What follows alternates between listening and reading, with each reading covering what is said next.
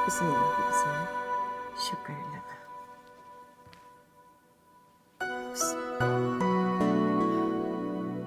जा शाकिर बुला के ले।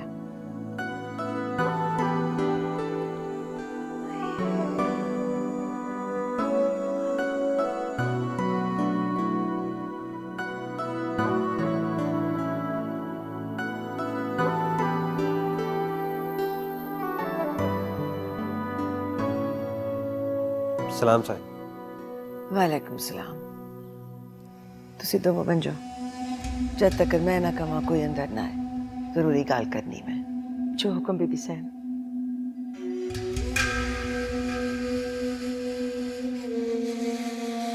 हुक्म सरकार।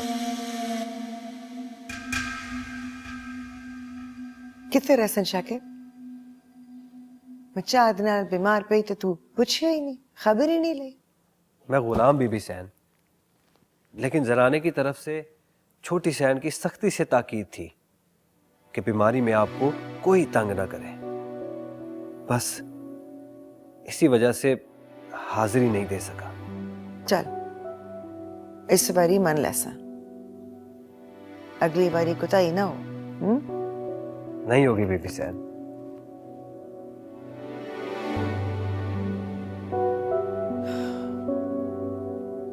एक गाल दस मैनू, ए सिकंदर कल राती घर क्यों नहीं आए? वो दरअसल बीबी सैन कल। शाकिर सवेरे आया है।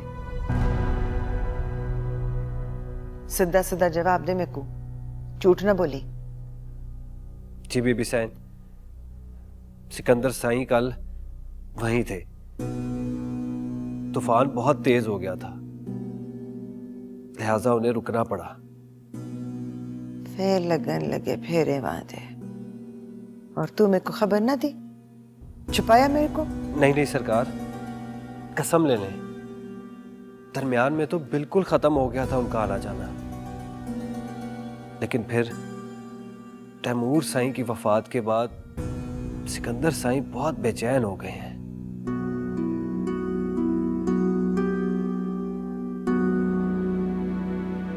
चल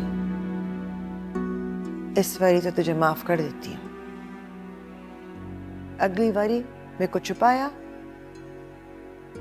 तो मुझसे बुरा कोई ना हुसी। आ गई ना समझते हो? चंगी तरह जानना है तू, और पूरे इलाके च कोई रखेगा नहीं तेरी नौकरी ते। जानता हूं बीबी सैन, सब पता है मुझे। आपका नमक खाया है, आपसे नमक हरामी नहीं करूंगा। लेकिन यह भी सच है कि सिकंदर साईं मालिक है मेरे, उनसे भी गद्दारी नहीं कर सकता। पता नहीं अब ये फुलसरात कैसे पार होगा मुझसे। पुत मैं जो भी कैसा सिकंदर ते भले ले कैसा। इस उच्ची हवेली की शान पे बट्टा लगाने में शामिल होना चाहता है तू? ध्यान करे बीबी सैन, मैं ऐसा सोच भी नहीं सकता। लेकिन तैमूर साईं के बाद सिकंदर साईं बहुत अकेले, तन्हा और उदास हो गए हैं। बेबी सैन, छोटा मुंह बड़ी बात। मेरी माने आप सिकंदर साईं की दोबारा शादी की तैयारी करें। घरवाली आएगी तो शामों को बाहर भटकने की आदत खुद ब खुद खत्म हो जाएगी।